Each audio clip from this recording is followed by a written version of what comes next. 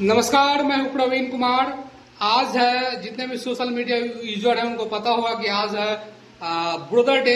तो आप बड़े हैं या छोटे हैं, या आप अपने माँ के दो संतान हैं, या आप 3, 4, 5, 6, 7 जितने भी नंबर हैं, आपके पास जितने भी भाई हैं, आप एक दूसरे से उतना ही प्यार करते हैं जितना आपके बड़े भाई होंगे वो प्यार करते हैं।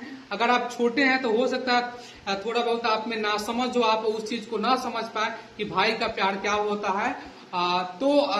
जैसे जैसे आपकी उम्र बढ़ेगी, जैसे जैसे आप उनके स्टेज में जाएंगे, उस चीज को आप समझ जाएंगे कि भाई का प्रेम क्या होता है। भाई जब फॉर एग्जाम्पल मैं अपने केस के बारे में बता रहा हूँ। मैं भाई से 3 से 4 साल का मेरा गैप है, यानी कि अगर मैं 18 का रहा हूँ तो मेरे भैया 22 या 23 के रहे होंगे। तो आप समझ सकते हैं कि इस बीच में अगर इस उम्र में जिस उम्र में मैं पढ़ रहा था, उस उम्र में उन्होंने परिवार के लिए सेक्रीफाइस किया होगा। वो कमाना शुरू किए होंगे, चाहे वह किसी भी माध्यम से, चाहे वह अर्निंग के लिए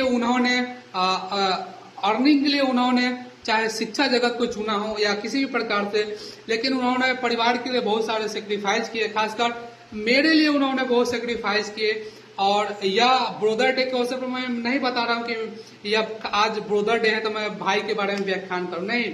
वो हमेशा से मेरे लिए बड़े भैया हैं और हमेशा से उनका सम्मान मेरी नजर में रहेगा, चाहे समाज उनको किसी भी नजर से देखे, क्योंकि मेरे नजर में वो अच्छे हैं और हमेशा अच्छे रहेंगे। मैं जानता हूँ और मानव ने कुछ ऐसे पृथ्वी पर ऐसे कुछ जाल बनाए हैं जिसमें मानव खुद फंस जाता है। और वो जाल हो सकता है किसी भी प्रकार का हो सकता है।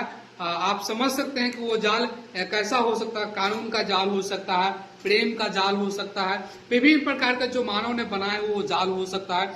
तो इन जालों से बचने के लिए मानव के लिए अगर कह सकते हैं एडवांटेज है, जो जाल बना है उसका एडवांटेज है तो उसका डिसएडवांटेज भी है। तो और सबका किसी न किसी चीज का यूज होता है तो उसका मिसयूज भी बहुत सारा होता है। तो आज ब्रदर डे है। ब्रदर डे के खास डे पे मैं आज कहना चाहूंगा कि मेरे भैया है, परिवार के लिए काफी सेक्रीफाइस बचपन से किए, उन्होंने काफी मेहनत की है। जब मेरी परिवार की स्थिति ठीक नहीं थी तो वो घर से दूर रहकर उन्होंने कुछ सीखने के लिए या शिक्षा ग्रहण करने या किसी प्रकार से उन्होंने घर से दूर रहकर उन्होंने काफी मेहनत किए हैं। तब जाके मुझे उन्होंने पाठ पढ़ाया कि मेहनत क्या होता है। तुम भी मेहनत करो, तुम भी अच्छे ढंग से पढ़ो। लेकिन मैं पढ़ने में बचपन से ही बहुत कमजोर हूँ और मैं पढ़ना नहीं चाहता हूँ। मुझे पढ़ने में उतना मन नहीं लगता है। लेकिन उन्होंने हमेशा से फोर्स किया है कि तुम पढ़ो, तुम पढ़ सकते हो, तुम्हारे अंदर वो कैपेबिलिटी एबिलिटी जो भी है, अगर तुम पढ़ोगे अच्छे ढंग से, अगर पढ़ना जारी रखोगे तो तुमको जो मुकाम चाहिए वो हासिल कर सकते हो। तो वो हमेशा से मुझे फोर्स करते रहते हैं। वो हमेशा से बोलते रहते हैं कि तुम्हें जो चाहिए मैं दूंगा। लेकिन मैं ही उस चीज को नहीं समझ पाता हूँ और मैं अच्छे ढंग से नहीं पढ़ पाता हूँ। तो आज ब्रदर डे है। ब्रदर डे पर मैं प्रोमिस जरूर करना चाहूंगा अपने बड़े भैया से कि अगर उनपे अगर कोई समस्या आ जाए या मेरे पे कोई समस्या आ जाए तो मिलजुल कर उस समस्या के समाधान में लगे और उस समस्या का समाधान करे। चाहे वो परिवार की समस्या हो, समाज की समस्या या किसी भी प्रकार की समस्या, उसको दूर करे। उसके लिए आपको जो करना हो वो करे।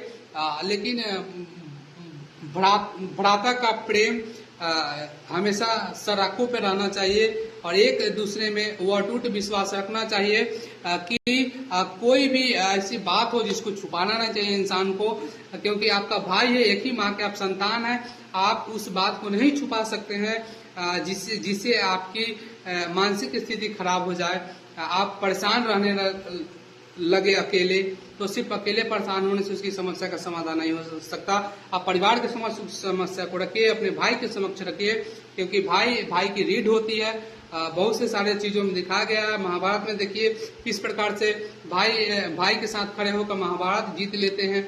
रामायण में दिखाया गया कि लक्ष्मण और राम के साथ खड़े होकर रामायण में माता सीता को जो हरण किए हुए रहते रावण, उनके गिरफ्त से निकाल कर लाते हैं। और भाई के लिए कुंभकर्ण जैसे भाई के लिए अपने जान निछावर कर देते हैं। तो इन सब चीजों से सीखना चाहिए और भाई के लिए हमेशा, चाहे वो किसी भी प्रकार से हैं, उनके लिए हमेशा खड़े रहना चाहिए। एक भाई ही है जो आपको मरते दम तक आप माँ के ही संतान रहेंगे, ये बात, एक ही माँ के आप संतान रहेंगे, ये बात आपको कभी नहीं भूलनी चाहिए। और भाई के लिए हमेशा खड़े रहना चाहिए, चाहे आप छोटे भाई हैं या बड़े भाई हैं या मझले या 3 4 5 6 आपके पास कितने भी भाई हैं, उससे कोई फर्क नहीं पड़ता। एक भाई दूसरे भाई के लिए हमेशा ढाल बनकर खड़े रहे, परिस्थिति कैसी भी हो, एक न एक दिन जरूर ठीक होगी। बहुत बहुत धन्यवाद आप सभी को। Happy brother day. Thank you.